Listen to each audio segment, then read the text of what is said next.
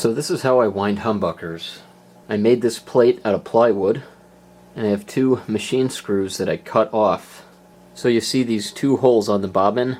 You take those and put them over the machine screws. Just be sure to pay attention to where this square hole is, whether it's on the bottom or the top. You're going to be winding two coils, and you want to be sure that the leads are coming off the same end on both of them.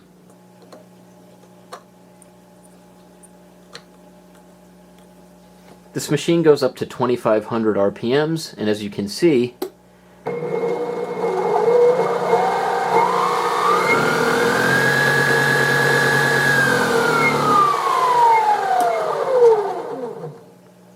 those machine screw ends hold the bobbin with no problem. Break off a piece of Scotch tape and put it to the side. Take the magnet wire and wrap it from underneath over the top, like this. 1, 2, and 3. You really only need a few wraps. So now I'm going to hold the wire up against the plate, take my Scotch tape, and just tape it down. Now you can just break off the excess wire with your fingers. And now your bobbin is ready to wind.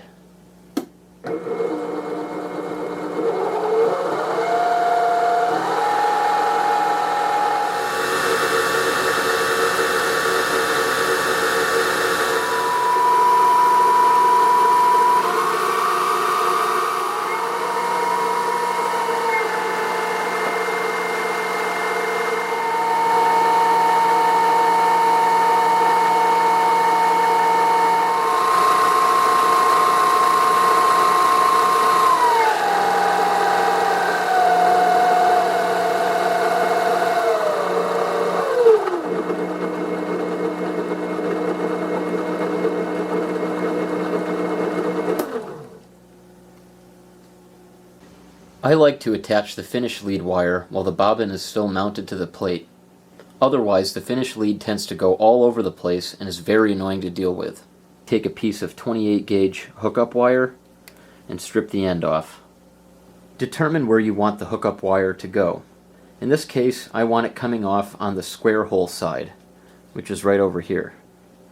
You always want to keep the hookup wire on the bottom of the coil and somewhere around the center to keep it nice and neat. Break the wire and then pull it up to the coil. Then pinch the wire where you want the lead to go, which will be somewhere around the center. Now take off one turn from the coil so you have enough room to attach your hookup lead. Now you can take your stripped hookup wire, place it right there, and wrap the magnet wire around it. I wrap it about 5 to 10 times. Once it's tied on, just dab it with a little flux and hit it with a tinned soldering iron. Now you can take the soldered hookup wire and wrap it back around the coil. You can see where the lead is going to end up, which is about the middle of these two pole pieces. So just move it out of the way and put a black strip of tape down on the coil. Then come back around with your hookup wire, get it against the bottom of the bobbin, and just touch it with a little CA glue. To speed things up, you can come in with some accelerator. Finish it by putting one more strip of black tape over the top. Now you can very carefully peel off this tape holding the start lead on.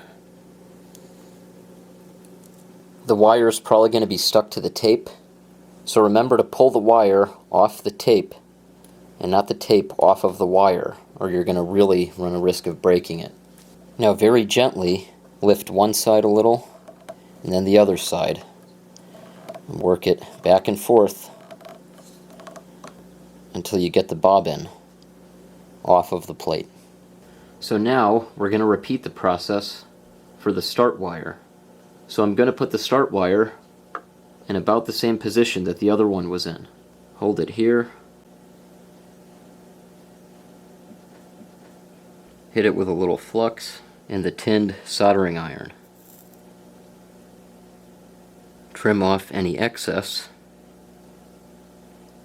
And just like the last one, we see where the lead lines up, and we're going to put a strip of tape near the bottom of the coil. Bring the lead back around and just hit it with a little super glue.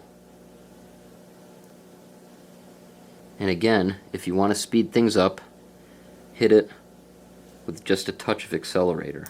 Now just one strip of tape over the top, and both of our leads are attached and protected. Now you can just strip the end of your leads and make sure you got a readout. Now assembling these and all the rest of that is a whole nother story. I have my own way of doing that with a design that I came up with, and that might be for another video. So thanks for watching, and hopefully that can help you out. It took me a little while to wrap my brain around how to wind these things and attach the leads. So I'm really hoping I can save you some trouble here with what I've learned along the way.